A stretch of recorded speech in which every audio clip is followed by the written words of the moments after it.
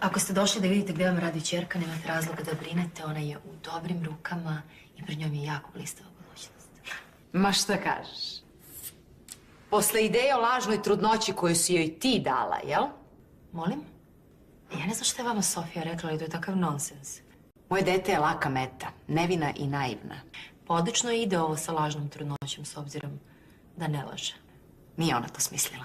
Znam svoje dete. Zato je potreban daleko perfidniji mozak. Jedna mlada, zaljubljena i pre svega povređena devojka ume da bude jako inventivna. Mislim, i vi ste bili mladi nekad davno. Sećate se sigurno. Slušaj me, odmah sam ja tebe skenirala. Do guše si ti u ovome. Jer da nisi, odmah bi otišla kod svog muža i Marine i rekla im istinu o Sofiji. Zato nemoj da mi se praviš naivna. A što hoćeš ti? Kako si rekla se zoveš? Goga? Goga, je li tako? Požuri, pošto imam jako puno posla. Saradnju. Nikome ne ide u prilog da se istina sazna. A to ima svoju cenu. Ti to mene ucenjuješ? Pošto ako to radiš, jako si smešna. Ja nemam apsolutno nikakve veze sa ovim. Ja sam samo htjela da pomognem tvojoj ćerki, jer je bila ucveljena.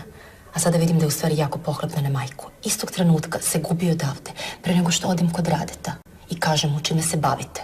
Obe. A Rade Božić je veverica i odmah će da proguta da si zarad meka srca htjela da mu upropastiš voljenog unuka. Kako ću da te raskrinkam, ima da se puši.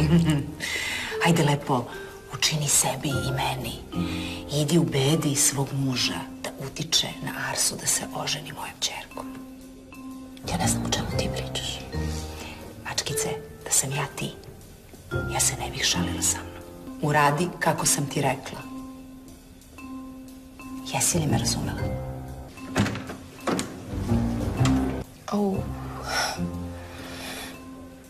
Razumećeš ti mene jako dobro. Droljo pokvarena.